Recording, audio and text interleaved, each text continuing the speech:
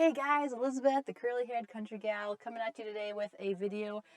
For those of you who aren't on your homestead yet, or maybe aren't on your dream homestead, you've probably thought about this before, but in case you haven't, I wanted to share some of the things that we kept in mind when we were looking for a homestead. In our case, having a list of things that were important to us made it so that when something came up, it was pretty clear if that was something that we wanted or not, and then we were able to jump on something that ended up being perfect for us.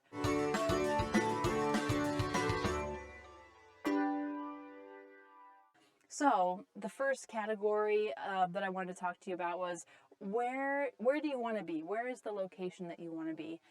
So for us,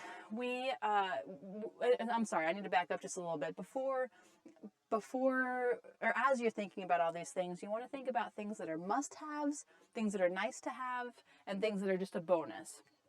And then as you have those things and as you look at properties, it'll be easy to eliminate ones that don't have something on the must-have list, or you can get your list out there, and then as you look at properties, you might realize, this is on my must, but it's kind of a lot to ask, or it's out of my price range, so I might need to move that to a nice to have, or even a bonus. So it's nice to have those things kind of in a list.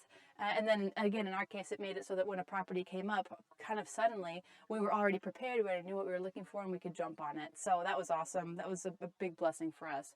So the first thing that I want to talk about is location. Location. Where do you want to be? Just think about that. My husband's nice to have, I guess, on his nice to have list was to be about 20 to 30 miles away from the nearest metropolitan, city.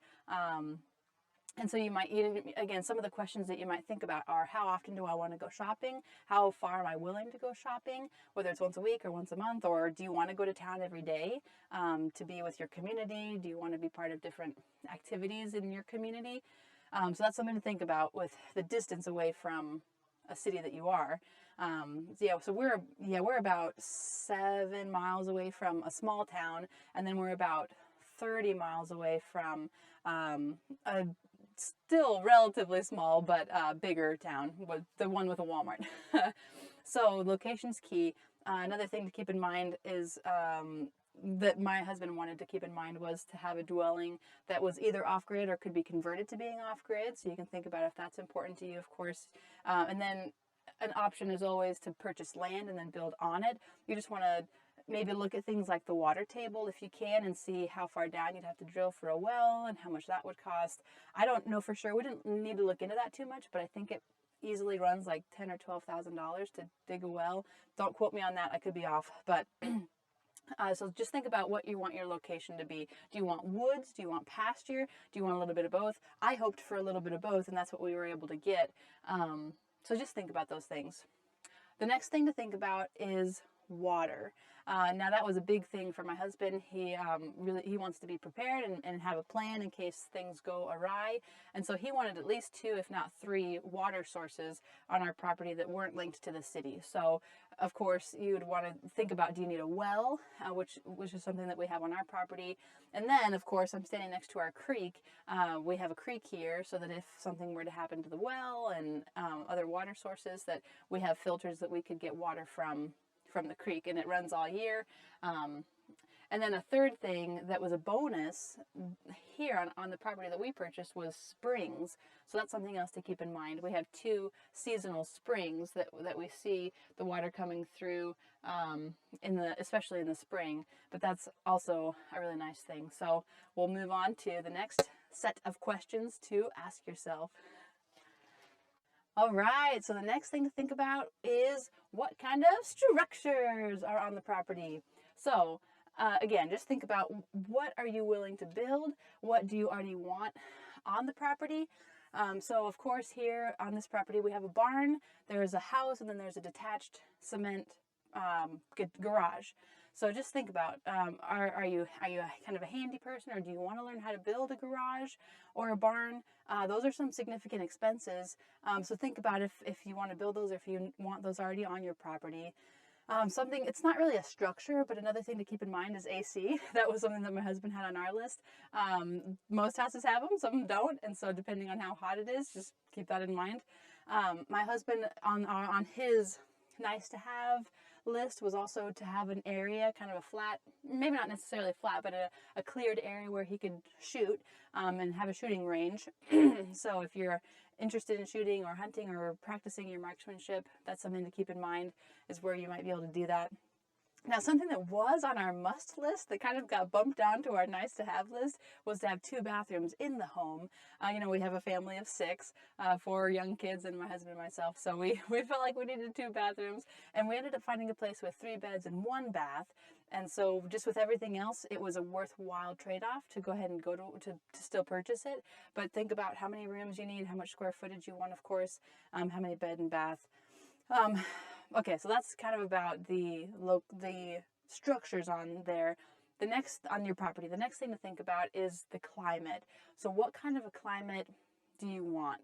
That was an important thing for me to think about. We came from Colorado, and I forget the exact zones, but it can get pretty cold. There can be a lot of snow, and so I really wanted to be somewhere that was a zone that was more suitable for growing, had a longer growing season.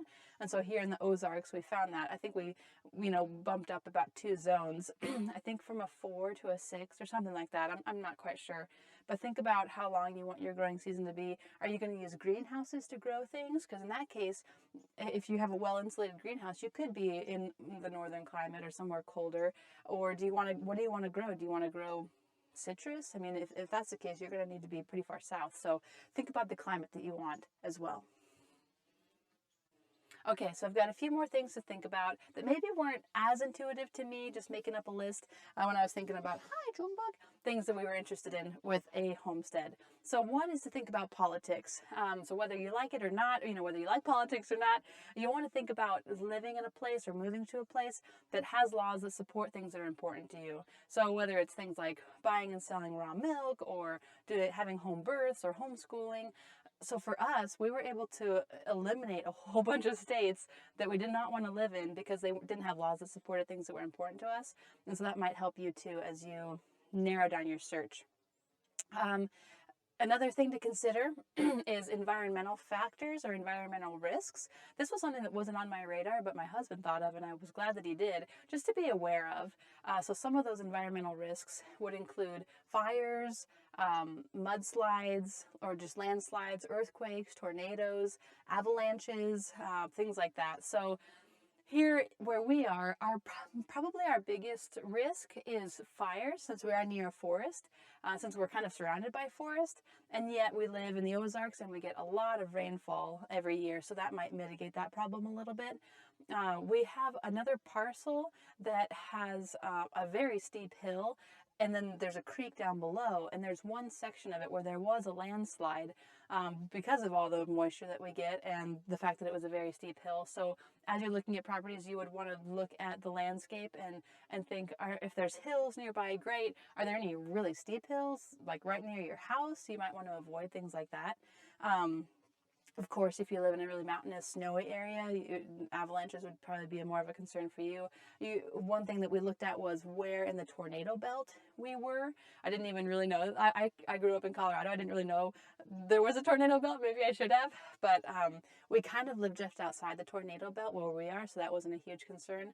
And then with flooding, it's great that we have the creek, but you just want to think about your proximity to the creek and maybe talk to neighbors, figure out if there have been floods and how close it got to the house. So that hasn't been a problem here.